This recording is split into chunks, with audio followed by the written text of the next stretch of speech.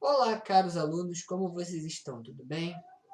Eu espero que todos vocês estejam se cuidando, espero que todos vocês estejam bem.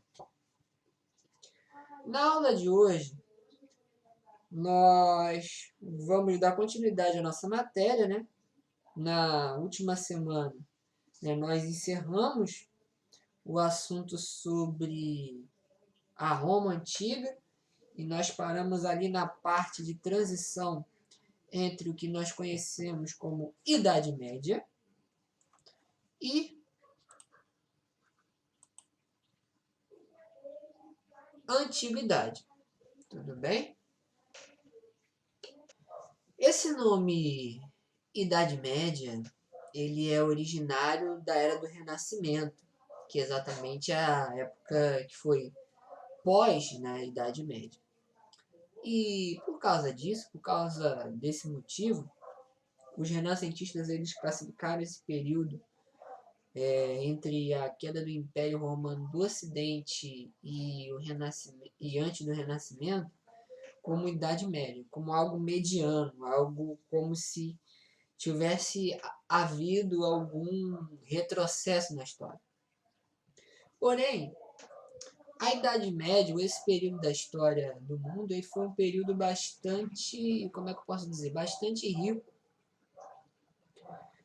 na arquitetura, né, na questão intelectual também. Assim como nós tivemos vários acontecimentos ao longo da história, né, quando nos referimos à Idade Média, certo? Então, bom, vamos primeiro ter uma rápida compreensão. A conhecida como Idade Média, ela vai durar de 476 até o ano de 1453, né? Essas duas datas, 476 foi quando o Império do Romano do Ocidente caiu, né, com a invasão de Odoacro dos Érulos, né, líder dos Érulos, que era um povo de origem germânica. E 1453, que foi a queda do Império Romano do Oriente, né, nas mãos dos turcos. O Império do Oriente, que também é conhecido como Império Bizantino, que nós vamos falar nas nossas próximas aulas. Então, você percebe que o período da antiguidade até o fim da Idade Média, você percebe ainda a presença de alguns resquícios da civilização romana. E isso fica muito claro com o poderio da Igreja Católica nesse período. Por quê, minha gente? Ora, a Igreja Católica, né? O catolicismo, a Igreja Católica, ela vai tomar a configuração que nós conhecemos hoje a partir, né, do século IV, né? Século IV depois de Cristo. Por quê, minha gente? Ora, aí a gente vai ter que dar um pulinho lá na nossa aula passada, de semana passada. Constantino, ele decreta o fim, né, da perseguição religiosa ao cristianismo, principalmente porque a religião cristã ela estava adentrando, né, ao, a, ao mais alto escalão dos funcionários do governo romano. Conta-se também que até a própria mãe do imperador Constantino se converteu, né, ao cristianismo, depois do próprio Constantino. E como era uma religião que estava alcançando o alto escalão romano, Constantino ele viu isso como uma oportunidade, né, uma forma de uma forma de fazer política, né, através da religião. E é a partir daí que começa, digamos assim, a ressignificação de alguns cultos, né? Você tem a introdução e a mistura de elementos da religião pagã com o cristianismo, né? E dando uma ressignificação às datas, como por exemplo a questão do Natal, que era anteriormente o culto ao Sol Invictus, né? Que passou a ser comemorado como o nascimento de Jesus, né? Você tem significação de outras datas, né? O Natal é a mais clássica delas.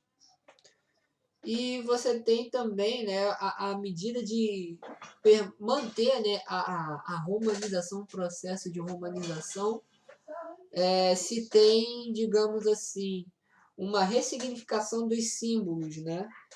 E aí a gente percebe, como por exemplo, cultos pagãos, né? Agora tem uma ressignificação, uma mudança no significado e são trazidas para o cristianismo, assim como a veneração aos santos também, né, nesse processo, que acontece nesse processo.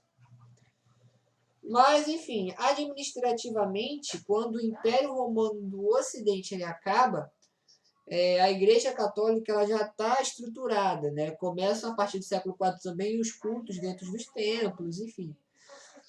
E também temos uma estruturação, e muito da estrutura da conhecida Igreja Católica Apostólica Romana, ela aproveita muito da administração imperial. Por exemplo, as dioceses, na verdade, eram unidades administrativas impostas pelo imperador Diocleciano, que foi o antecessor de Constantino, né? Você tem, por exemplo, a conversão e a expansão do catolicismo pela Europa, aproveitando muito as fronteiras do antigo Império Romano, e você percebe que nos países, né, você vai perceber que nos países onde a presença romana se fez mais presente, mais forte, foi o lugar também onde a presença do catolicismo também se fez mais presente, como por exemplo no caso de Portugal, Espanha, França, Itália, onde hoje é a Itália, e também um pouquinho ali na região da Grã-Bretanha, onde é Inglaterra. Você tem essa presença romana. E sem contar também que a Igreja Católica ela foi, ela se aproveitou muito também dessa questão cultural, porque ela herdando, sendo esse poder que herdou, né, essa romanidade, essa romanização, ela teve durante todo esse período da Alta Idade Média, durante toda a Idade Média, na verdade, né? Teve esse poder de influência cultural, né? A questão da fé, por exemplo. Se você olhar as catedrais, né? As catedrais medievais, dá uma olhada aqui, gente, nessas imagens de catedrais medievais. Você tem essa ideia, né? A igreja ela começa a construir grandes catedrais, né? Se estruturar em torno do bispo de Roma, que é chamado de Papa, né? Como o pai mesmo da igreja. Nós temos aqui, né? As imagens, né? Deixa eu ver aqui, mostrar para vocês. Aqui vocês podem ver, né? O luxo, né? E a riqueza arquitetônica durante a Idade Média. Deixa eu ver se eu consigo mostrar aqui os vitrais.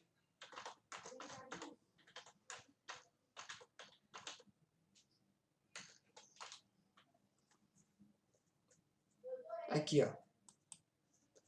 Você percebe muito como a igreja ela passa a comunicar sua fé a partir, né, da... Deixa eu ver se eu consigo aumentar a imagem.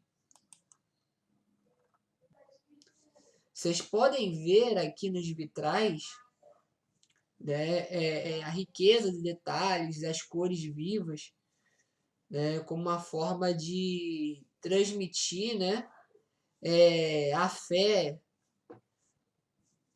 E a igreja E a Igreja Católica ela se aproveita muito disso, por quê? Porque a maioria das pessoas na Idade Média elas não sabiam ler. Né? A leitura era geralmente restrita, né, a uma elite intelectual criada pela própria Igreja. A Igreja ela se torna uma referência intelectual, né, porque é a partir da Igreja Católica que surgem as primeiras universidades, por exemplo, a partir da Igreja Católica que surge também esses vitrais dentro das igrejas, porque já que a missa era rezada em latim, e isso permaneceu por muitos anos, né? Essa realidade só foi mudar no Concílio Vaticano II em 1960, ou seja, há um pouco mais de 60 anos, né? Que as missas elas foram permitidas serem rezadas no idioma nativo, né? Do local onde está a igreja. Mas até então as missas eram rezadas em latim, né? E poucos compreendiam latim. E eram feitas também de costas para o público, né? De costas para a igreja. E o interessante era que, mesmo tendo todos esses dogmas, né, católicos e essas tradições, a partir das imagens, a igreja via também como uma forma de você transmitir a fé para o homem medieval. E o homem medieval ele era muito ligado a essas questões da fé. Né? Isso era muito arraigado na cultura medieval. E a Igreja Católica ela se constitui como um poder intelectual ali, como um monopólio intelectual, já que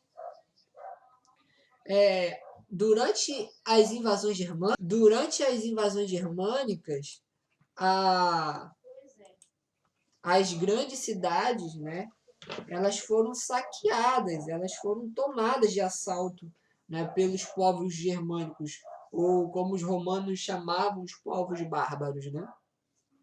Então, muita gente ela vai começar a fugir das cidades em direção aos campos.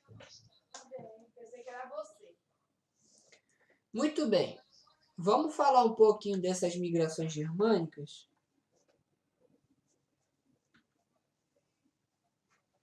Vocês podem ver aí no quadro vários povos que adentraram a fronteira do antigo Império Romano, né?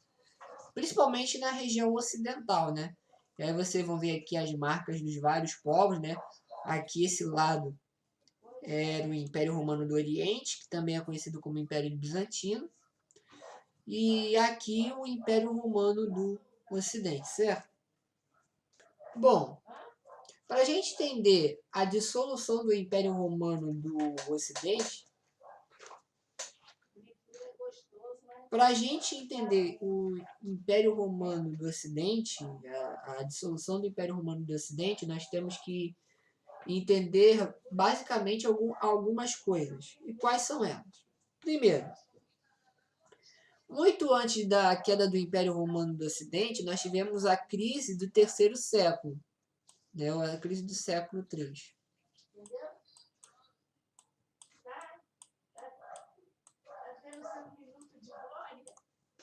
Porque esse momento da história romana foi a crise do terceiro século, porque nós tivemos ali fomes, né, pestes, o Império Romano parou de crescer, e isso causou uma crise econômica, né, porque já não tinha mais escravos, que os escravos dependiam da expansão do Império, sem contar com a invasão e migração dos povos germânicos para o interior das fronteiras do Império Romano. Como vocês podem ver aí na imagem, os vários povos, né, de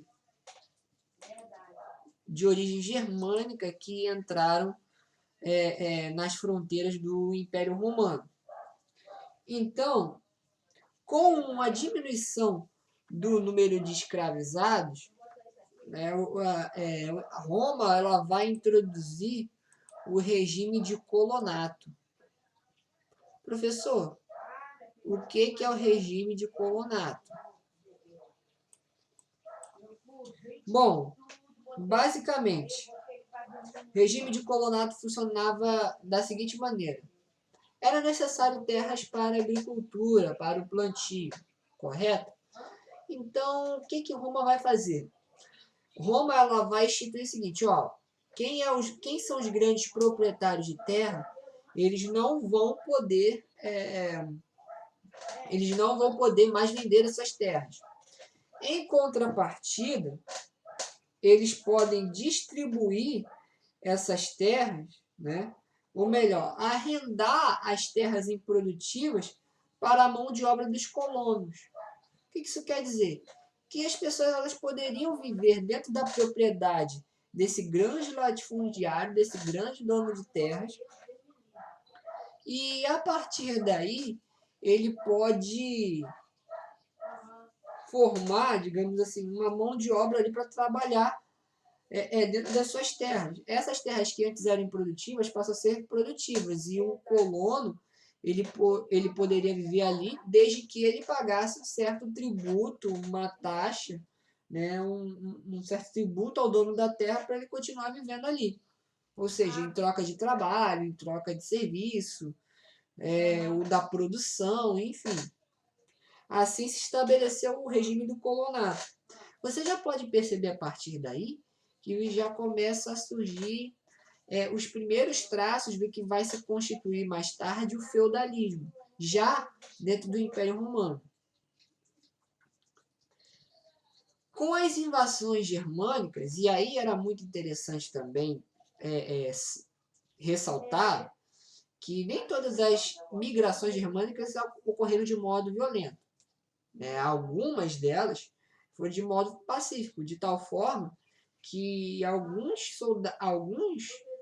soldados germânicos passaram a integrar as fileiras do exército romano, bem ali, já a partir do século III, século IV depois de Cristo.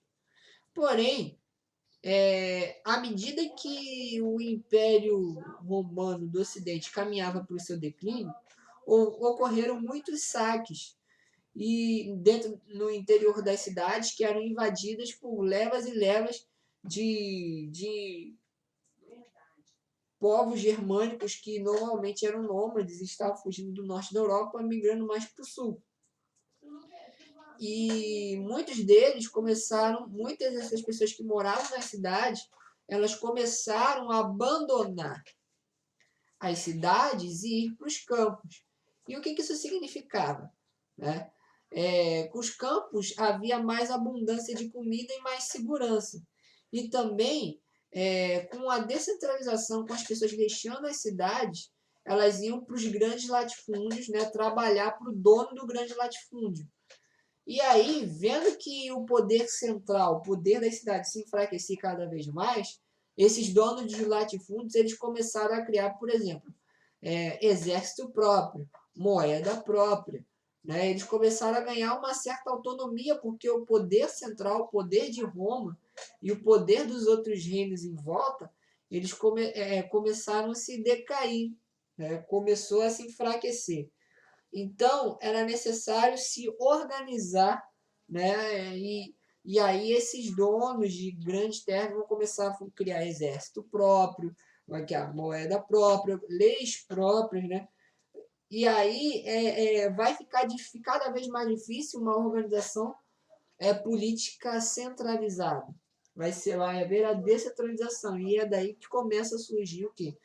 O regime feudal. Tudo bem? Bom, nós vimos aqui as invasões dos povos germânicos, né? Os anglo-saxões, que são essa galera aqui do norte, né? Deixa eu destacar aqui essa galera aqui. Temos aqui os hunos, né? Que foram liderados por Átila, que vão invadir aqui a região da Gália, onde hoje é a França, né? Vão vir do leste europeu em direção, né, à Europa. Você tem aqui também, eu acho que os ostrogodos. Você tem ocupando aqui os visigodos. os burgúndios, vou ocupar aqui, né? E aqui, ó, na Europa Central, vai vir um povo que vai ocupar essa região aqui do sul da Espanha e ocupar o norte da África, que são os vândalos. Né? E aí vocês já sabem de onde é que veio o nome vândalos. Tudo bem? E aí, regime de colonato, já falei, processo de ruralização, já falei, descentralização do poder, já falei. E um outro aspecto também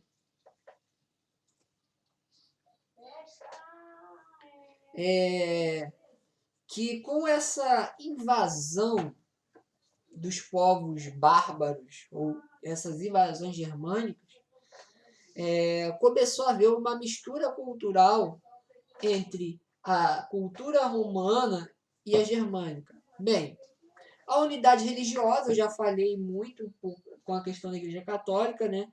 Que muitos líderes germânicos, eles começaram a se converter ao cristianismo até como uma forma de serem aceitos nessa nova cultura que eles estavam entrando. Essas sociedades germânicas, elas se organizavam de uma maneira muito simples, a maioria deles se organizava de maneira tribal e deviam fidelidade ao líder, né, da tribo. Nós tínhamos também o latim, né, que era o idioma ali oficial do Império Romano, e aí com essas invasões cada lugar vai constituindo um dialeto, né, e aí vai criar a partir dali línguas neolatinas, línguas originadas do latim a partir de um latim mais vulgar, né, como o português, o espanhol, o francês, o romeno, o italiano. São línguas neolatinas, no caso, né?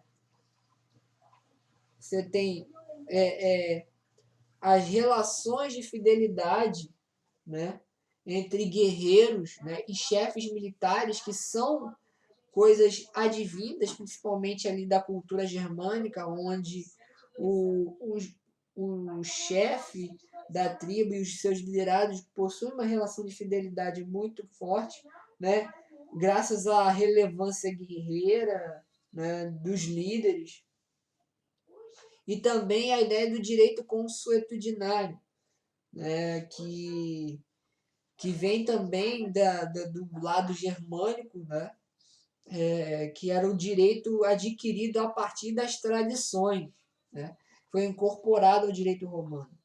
Uma outra questão também era que muitos desses guerreiros se casavam com as filhas desses romanos, né, dos romanos, dos grandes proprietários, até como uma forma de, primeiro, de obter, né, aceitação pela sociedade romana, e sem contar também que os romanos viam nisso como uma forma de perpetuar-se no poder.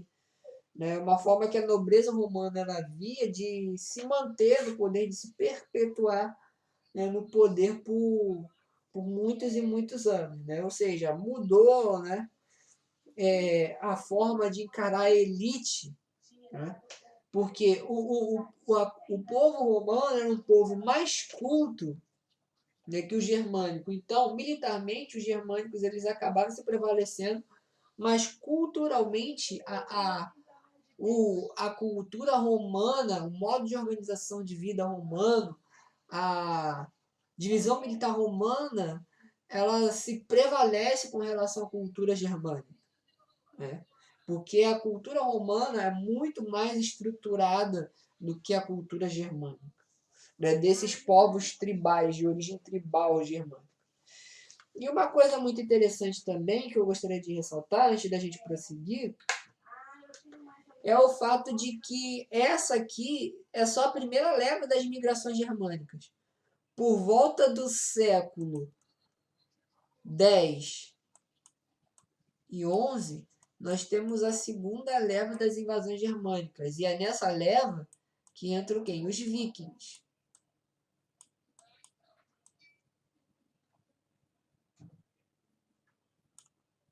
Tudo bem? Aqui vocês podem ver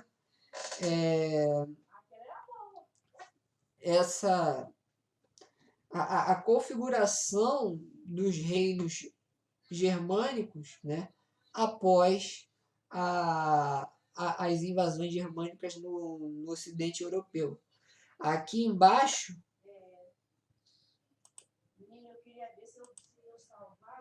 vocês podem ver o reino dos vândalos. Aqui os ostrogodos, que ocupam a Itália, parte ali dos Balcãs e parte dos Alpes. Os francos, que a gente vai falar daqui a pouco.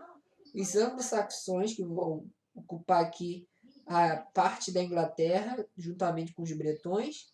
Os suevos, que vão ocupar aqui o norte da Península Ibérica. E os visigodos, que vão ocupar quase toda a Península Ibérica e o sul da França, até 711, que é quando ocorre a invasão islâmica da Europa, ali pela Península Ibérica, que a gente vai falar também daqui a pouco, certo? Vamos lá, vamos falar agora sobre os francos. Essa galera aqui, ó, que ocupou o território onde é hoje a França. Bom, os francos era mais um povo que se organizava de maneira tribal, né? Porém, essa realidade começou a mudar a partir de Clovis. Clovis, ele consegue unificar todas as tribos francas, né, na figura, em torno de sua pessoa. E ele vai ser um rei que vai ser de uma forma convertido ao cristianismo católico em 495. Vendo também isso como uma forma de fazer parte, né, daquela cultura e civilização romana. A partir de Clovis é que se constitui, então, o reino dos francos, que todas as tribos elas são unificadas em torno dele. Bom, o Clovis é o primeiro rei de uma dinastia chamada Dinastia dos Merovingios. Os Merovingios.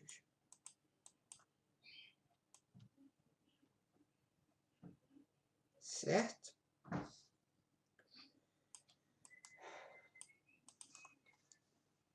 Bom, Clovis ele vai viver até 511, né? E aí ele vai constituir a dinastia dos Merovingios, que vai governar, né?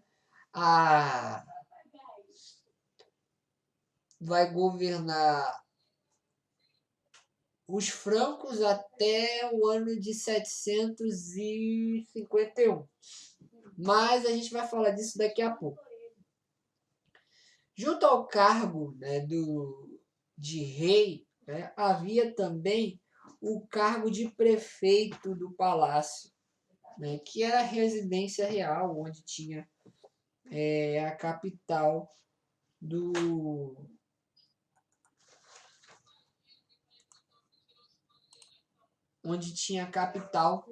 reino dos francos, né, que era a residência do rei. Porém, uma das coisas muito interessantes que nós podemos falar aqui é que o cargo de prefeito do palácio, que também era um cargo de mordomo, não era apenas um cargo onde havia uma pessoa responsável para administrar os bens reais, né? Tudo aquilo que o rei tinha. Mas também era uma espécie de auxiliar dos assuntos de Estado. Basicamente, mal comparando com os dias de hoje, o cargo de prefeito do palácio era como se fosse um cargo de primeiro-ministro, né? Era como se fosse um cargo de primeiro-ministro, ou a segunda pessoa, assim, depois do rei, era ele. E por volta do ano de 670, 700, quem era o prefeito do palácio era Carlos Martel. Ele, digamos que o cargo de prefeito do palácio, gente, era como se fosse um regente, alguém que governava em nome do rei, ou que ajudava o rei a governar, né? Então, na ausência do rei, né, se ele tivesse em guerra, né, em batalha, né, quem governava aquela região ali era ele, ou senão ele era enviado em nome do rei para resolver determinado problema, né? E Carlos Martel, ele foi um grande general também, né, dos francos, tanto que ele vai ganhar muito prestígio após a Batalha de Poitiers, né? Deixa eu ver aqui, que aqui ficou um garranchão. Tá vendo? A Batalha de Poitiers. Que foi o quê? Foi a batalha que deteve o avanço muçulmano em direção à Europa. Vamos voltar aqui. Isso a gente vai ver nas próximas aulas, mas só para vocês situarem. O Império Islâmico ele surgiu em 622, mais ou menos aqui onde hoje é a Arábia Saudita, na cidade de Meca e Medina, né? E em um período de menos de 100 anos, ele tomou isso aqui, esse lado de cá, para o norte da África. Ele dominou o Oriente Médio, ele foi até mais ou menos a Índia, e em menos de 100 anos ele cruzou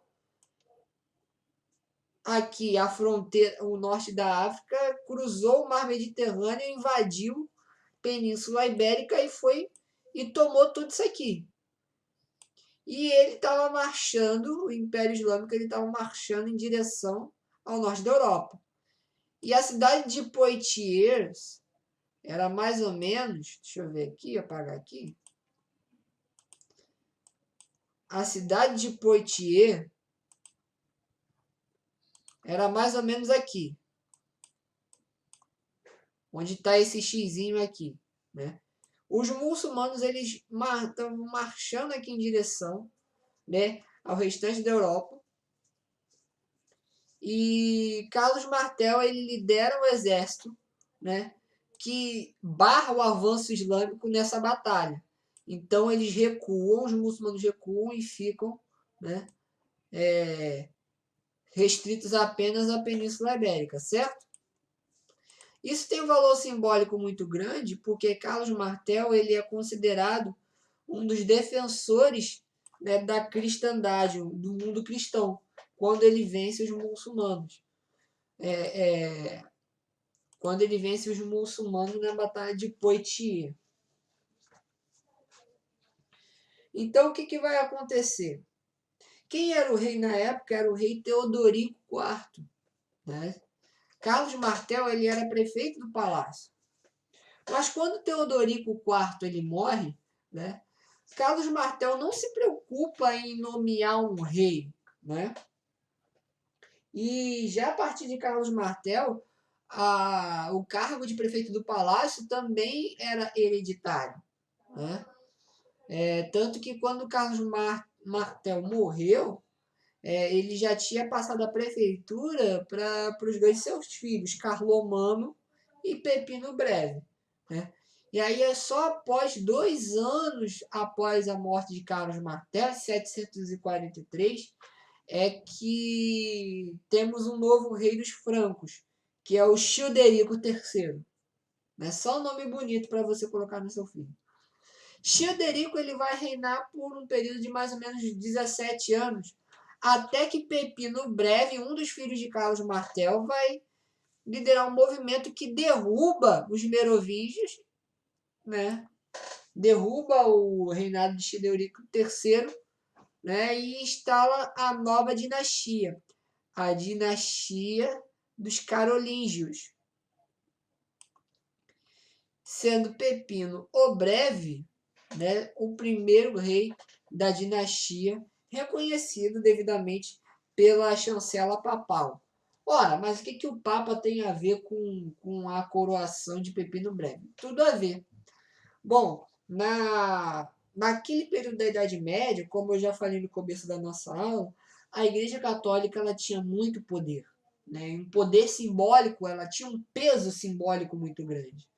Então, o que isso vai significar para a gente? Isso vai significar, galera, que a Igreja Católica ela é capaz de constituir reis e destituir reis. Então, um rei ele só tinha a aprovação para governar se ele tivesse a bênção papal, a unção do Papa. Então, por isso que quando Pepino Breve assume o poder, ele assume o trono com a bênção papal. E aí, a expansão do Império Carolíngio ela vai continuar quando Pepino morre e quem assume é o filho dele, Carlos Magno.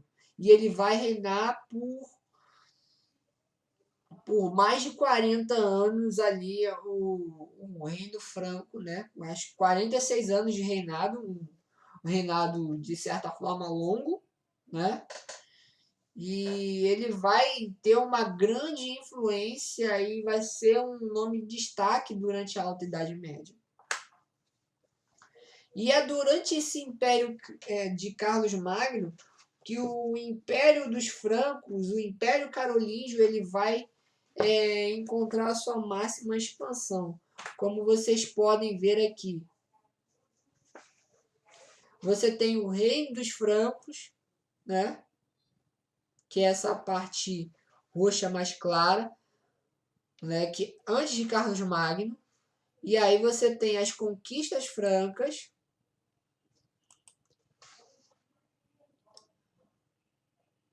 que é essas partes roxas aqui. E você tem o que? As marcas. Essas marcas eram regiões fronteiriças que eram entregues a homens de confiança, né, de Carlos Magno, né? E é a partir do Império Carolíngio também que vai se estabelecer as relações de fidelidade. Porque o Império ele era muito grande, então não dava para apenas um homem conseguir administrar tudo.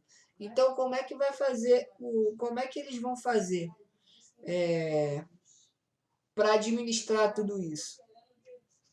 Bom, ele vai dividir entre duques, entre os condes, entre os marqueses. Os marqueses, ele vai dividir entre condes, duques e marqueses, né? Dividir o território em ducados, em condados e entre os marqueses, né, que ficavam aqui nessas regiões de fronteira, né, que eram as consideradas marcas, regiões mais, como é que eu posso dizer assim, mais sensíveis do Império, né? Quem administrava essas marcas em nome de Carlos Magno eram chamados de marqueses. Por isso,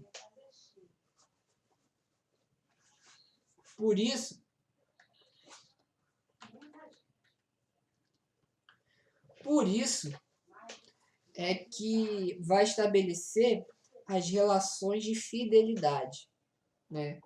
Como assim? Né? Isso vai ser uma marca que vai perdurar durante toda a Idade Média em todos os impérios. Por quê? Por quê, minha gente? A questão de sucerania e vassalagem. O sucerano,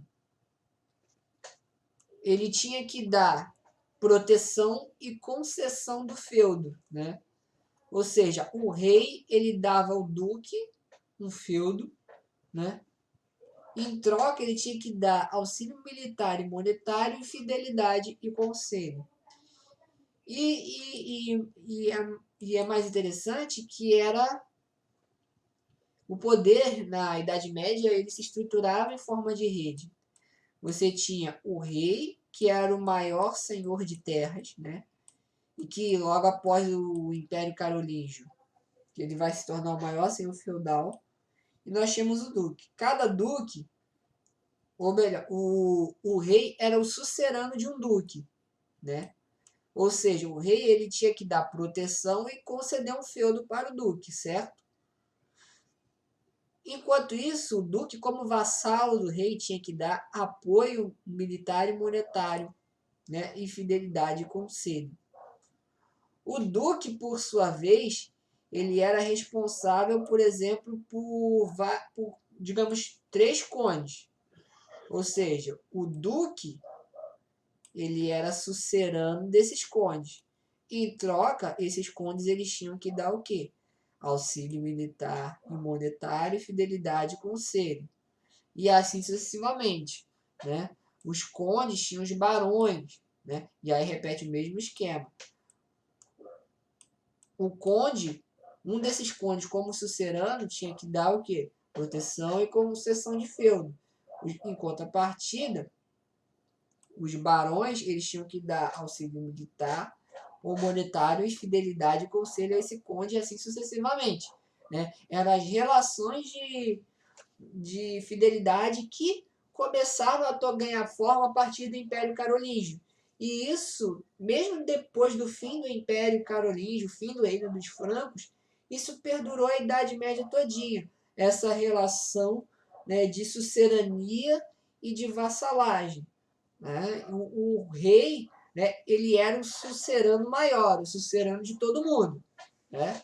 Mas como não havia centralização do poder, né, ele tinha que manter relação com o duque, que mantinha relação com o conde, para manter relação com o barão e assim sucessivamente. Né? Era como se fosse uma pirâmide de poder, no caso. Né?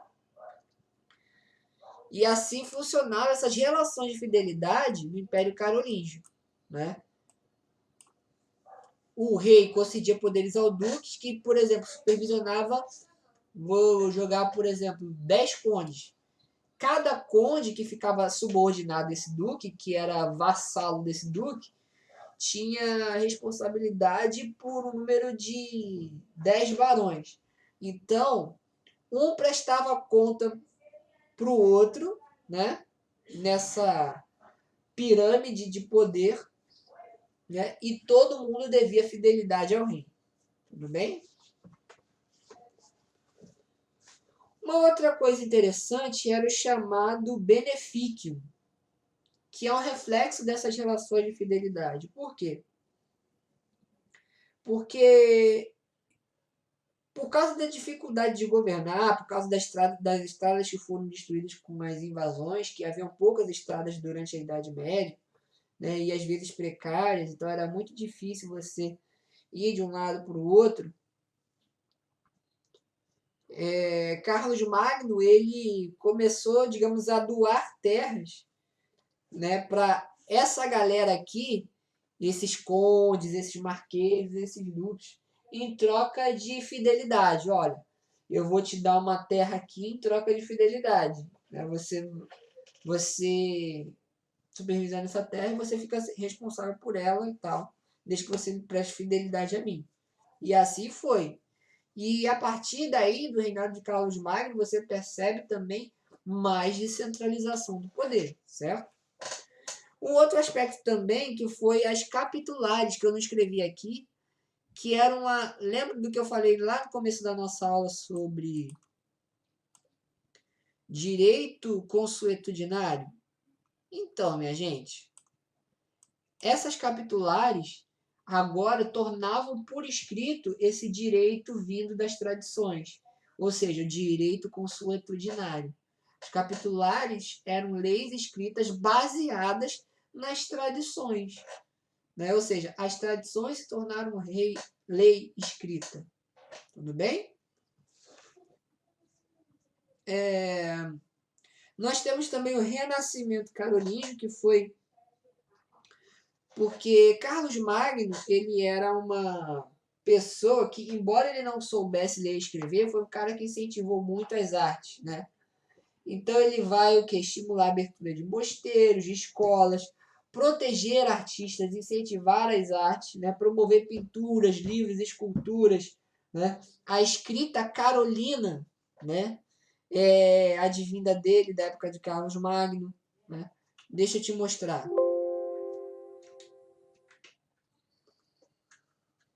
Essa letra carolina aqui, ó,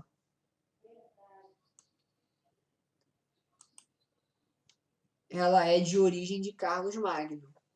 Ele que inventou essa maneira de escrita.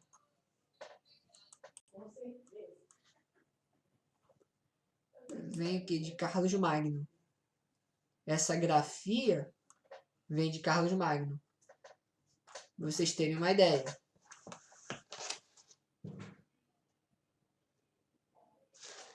Tem também o Palácio de Aquisgrão. Ou Aquisgrana, sei lá.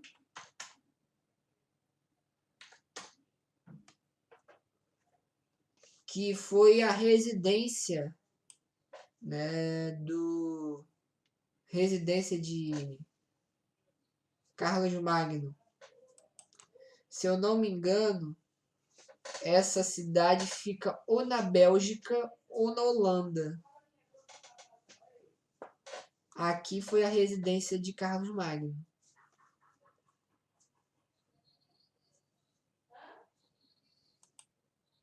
Aqui vocês podem ver Palácio de Carlos Magno por dentro. Você pode ver a arquitetura da época do Renascimento carolíngio.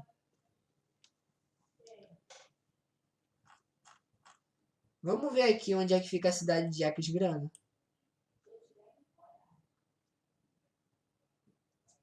É a Alemanha. Cidade de Aachen.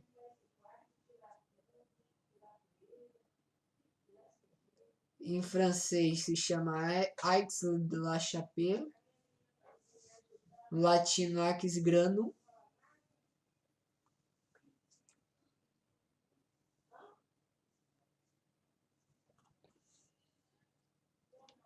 Fica na Alemanha.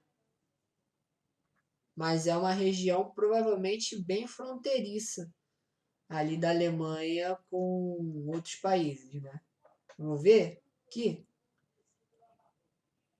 Exatamente. Alemanha. Alemanha, só que você, afastando o mapa um pouquinho, você vai ver que é aqui região bem limite aqui, ó. Próxima aqui é fronteira, cidade que faz fronteira, né, na fronteira ali com a Holanda. Aqui já é a Holanda, né? Os Países Baixos. E aqui, ó, a Bélgica. Ou seja, aqui é onde fica o Palácio de Carlos Magno.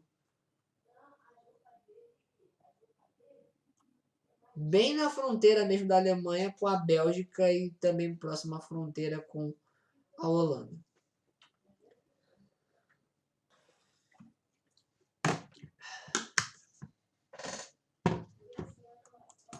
Aqui vocês podem ver as várias representações de Carlos Magno, certo?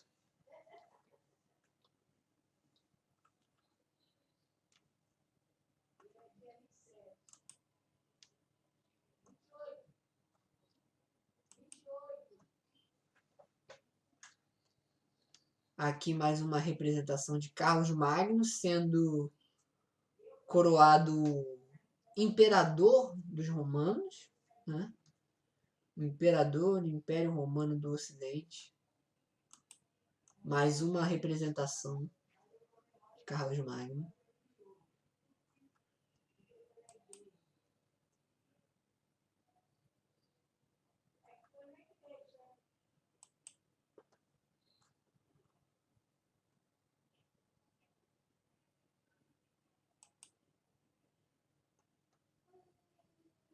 Mais uma.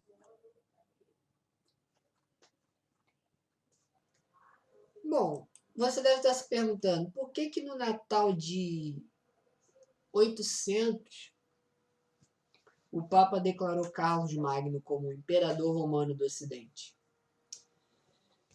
Pessoal, basicamente, o Império de Carlos Magno ele era grandiosíssimo, né, comparado aos anos áureos de outrora. 300 anos depois de Roma, né, havia, com a expansão do Império Carolíngio, um possível sonho de que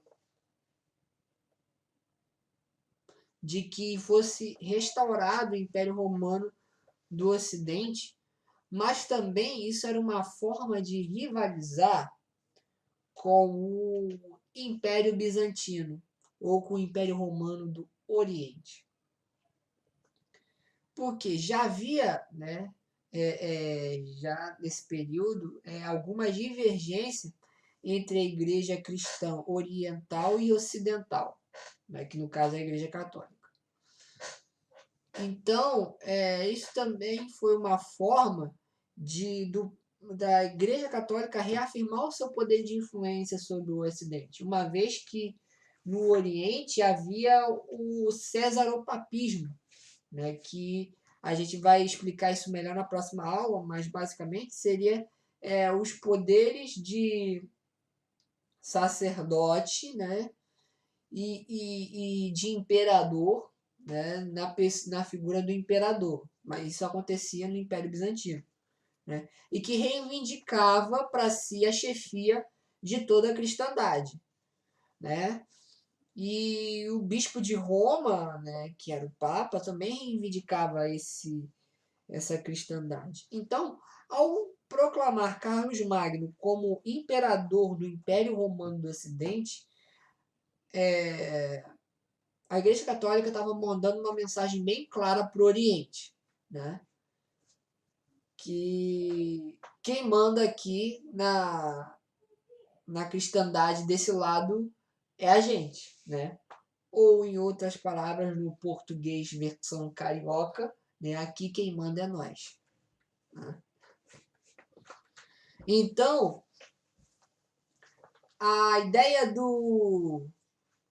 da declaração de Carlos Magno como imperador, legitimado pela Igreja Católica, é que a Igreja Católica estava tomando para si, estava também reivindicando a chefia da cristandade, tanto que o Papa é capaz de declarar um novo império, né? Um ressurgimento do Império Romano do Ocidente. Tanto que Carlos Magno é considerado o primeiro imperador do Sacro Império Romano Germânico, né? Que a gente vai falar também. Ou melhor, que vai surgir a partir das ruínas do Império Carolíngio. Né? Primeiro imperador romano, né? Pós, né, essa queda do Império Romano do Ocidente, vai ser o império fundado pela Igreja Católica, o imperador romano, né? O Sacro Império Romano Germânico, que vai surgir a partir dessas ruínas.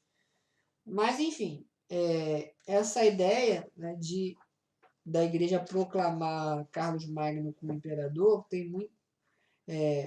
proclamar Carlos Magno imperador tem muito a ver também com uma forma de rivalizar, né, com o Oriente. Tudo bem?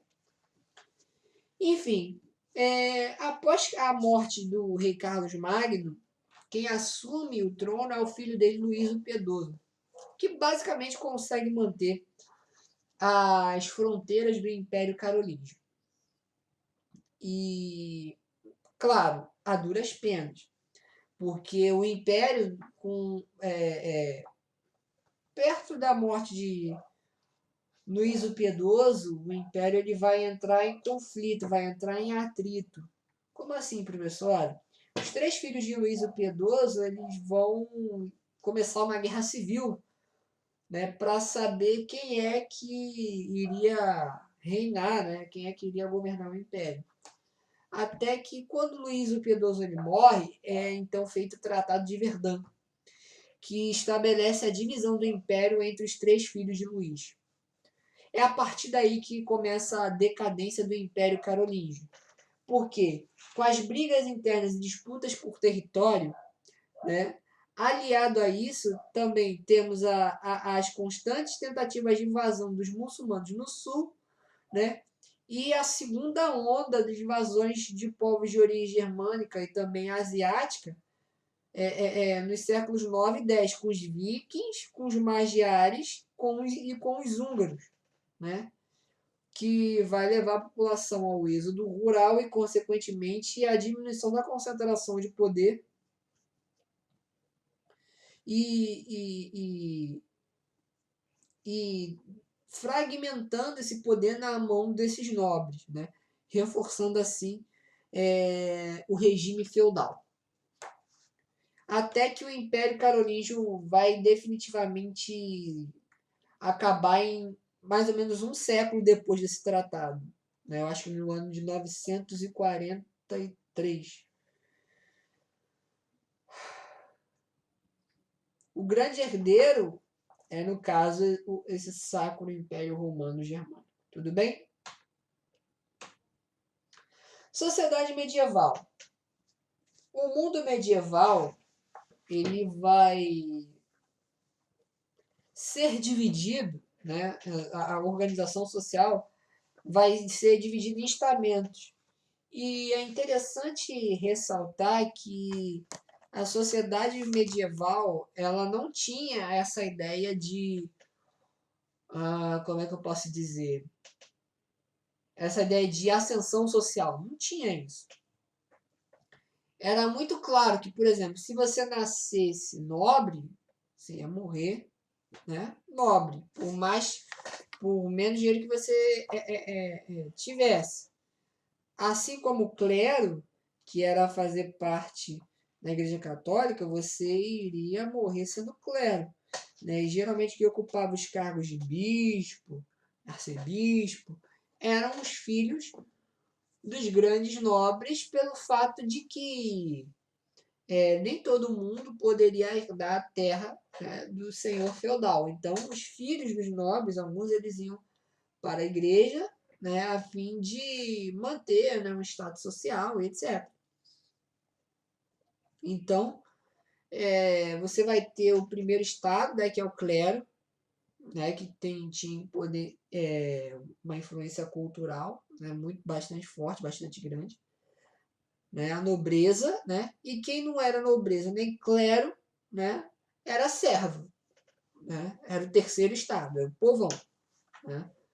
Tanto que, se não me engano, um bispo Abelado, para organizar essa ideia dos três estamentos, consolidar, na verdade, ele vai dizer que existem aqueles que oram, aqueles que guerreiam e aqueles que trabalham. Adivinha só a formação. Os que oram são clero, os que guerreiam é nobreza, os que trabalham são servos. Né? Se você não é clero nem nobreza, você é servo. Então você só serve para trabalhar.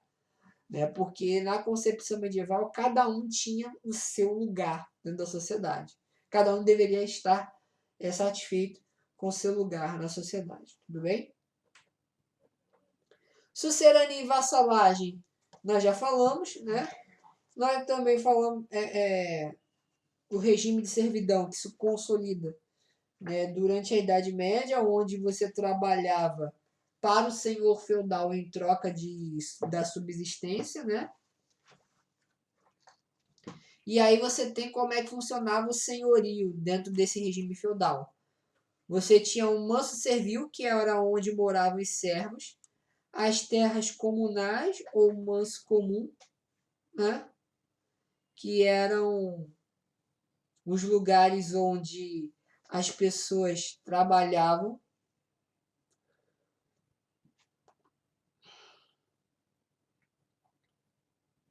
que era, melhor, as terras comunais que eram comuns tanto do senhor feudal como dos servos, e a reserva senhorial, ou manso senhorial, que eram as terras exclusivas para o senhor.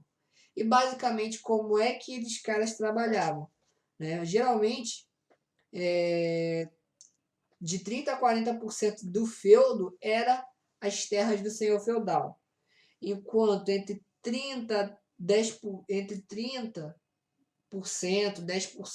eram terras comuns, tanto do senhor como dos servos, e o restante era a terra do manso servil. Né?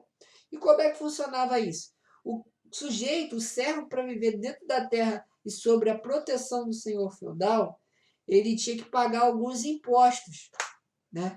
E quais eram esses impostos? Primeiro, nós tínhamos a corveia, que era a obrigação do servo de trabalhar alguns dias da semana, né, no manso senhorial, nas terras exclusivas do senhor. Né?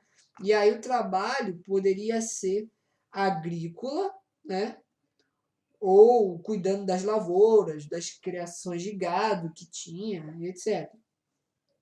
ou reparando danos na terra, né? Ou seja, o cara prestava uma espécie de serviço para o senhor feudal para que ele pudesse ali ficar dentro do feudo, morar ali dentro do feudo. Tínhamos a talha, né, que também era a obrigação de entregar parte de tudo que o servo produzia, né, para o senhor feudal, né? A banalidade, né, que era o uso dos utensílios do senhor feudal, como o moinho, as ferramentas, o forno, porque tudo pertencia à propriedade do senhor feudal. Então você tinha que pagar esses bens, né, para que você continuasse usando, porque tudo era do senhor feudal. Então, para você usar as coisas do senhor feudal, você tinha que pagar para ele, né? E aí você tinha, além disso, o tostão de Pedro, que era o dízimo da Igreja Católica, a taxa de justiça, né, que era para que o sucerano realizasse casamentos e tal. A mão morta, né, que era o direito, por exemplo, quando um servo morria, para os filhos deles continuarem no feudo do senhor feudal, tinha que pagar um imposto para continuar ali morando no feudo. E o censo, né, que era uma taxa fixa pelo uso da terra. Tudo bem? Sobre a Igreja Católica Comunidade Cultural nós falamos, né? Sobre a cidade medieval também já falamos. Então é isso, gente. Nós encerramos nossa aula por aqui. Qualquer dúvida me acione no WhatsApp ou nos nossos canais de comunicação. Vou passando os exercícios. Espero que vocês estejam se cuidando, né? Preservando sua saúde e muito em breve estaremos juntos novamente. Se Deus quiser e assim permitir. Um grande abraço a todos. Uma ótima semana para vocês e até a próxima. Valeu!